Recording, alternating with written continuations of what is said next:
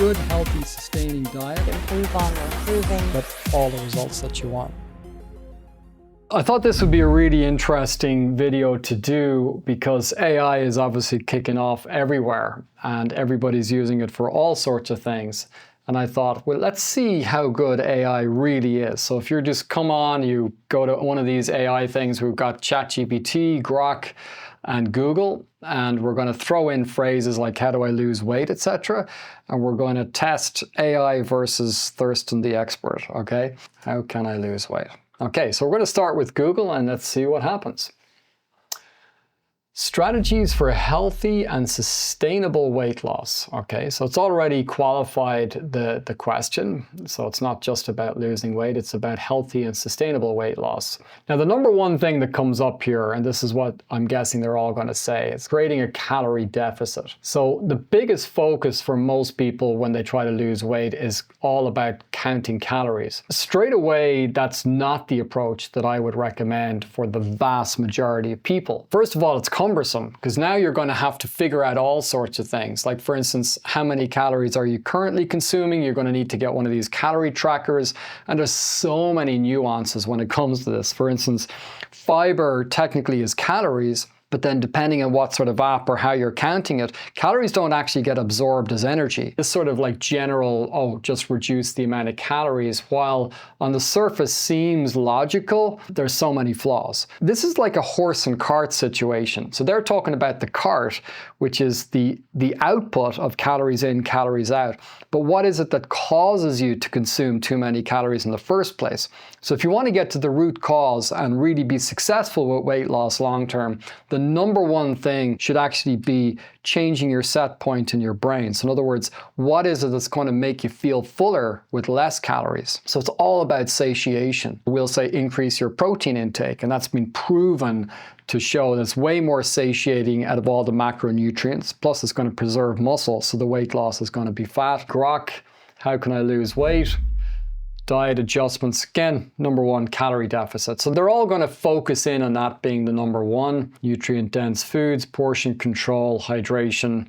Yeah, the usual crap. Again, calorie deficit is key. ChatGPT, track your intake. If you don't address hunger first, you're going to fail. What is the best exercise to lose weight? Now, let's see, Google, the best exercise for weight loss depends on an individual preferences. Does it? Okay. And physical condition. It generally includes a combination of cardio and strength training. Cardio exercise like walking, running, cycling, and swimming burn calories, improve cardiovascular health. I presume they're all going to say something similar. They're not really going to answer the question. In other words, well, the best exercise depends on your preferences. Like, okay, well, if I prefer not to exercise, then is that the answer? Surely one exercise is better than another for various physiological reasons. Combination of high-intensity interval training and strength training tends to be most effective. Okay, well, Grok is giving us something a little bit more solid, high-intensity interval training and strength training. I would classify that as a better answer. It's saying a 20-minute HIIT session and a 30-minute strength training session.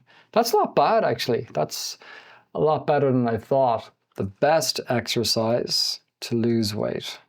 Okay, so the best exercise to lose weight, according to ChatGPT, is one that burns a lot of calories, is sustainable. I've argued that before as well. It doesn't have to be sustainable. What you do to sustain can be different what you do to create a change. Number one, running or jogging. Oh, wow, okay.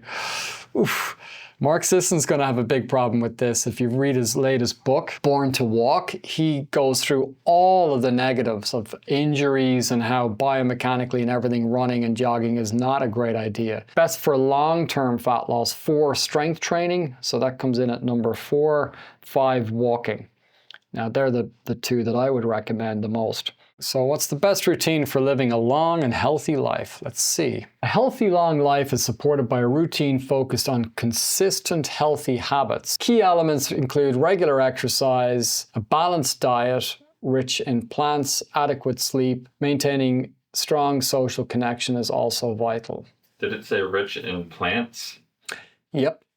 Yeah, rich in plants. Incorporate movement throughout the day. Consider strength training. Consider strength training? Well, you know what my feelings on that is. Strength training should be number one for longevity. No question, because the type of muscle that we lose is type 2 muscle, which can only be maintained or increased through resistance training. I'm going to say, what's the best way to live a long and healthy life?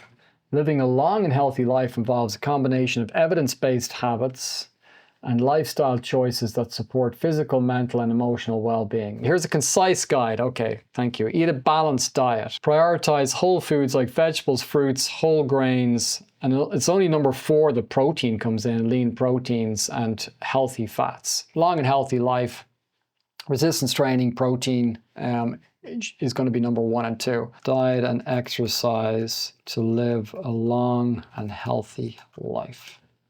About consistency and balance rather than extremes. The best diet and exercise one is one that's sustainable. Key principles, mostly plants, not supported by any sort of science or research. Doesn't the latest research show aging is primarily sarcopenia, and increasing and maintaining muscle should be a priority? And let's see what happens.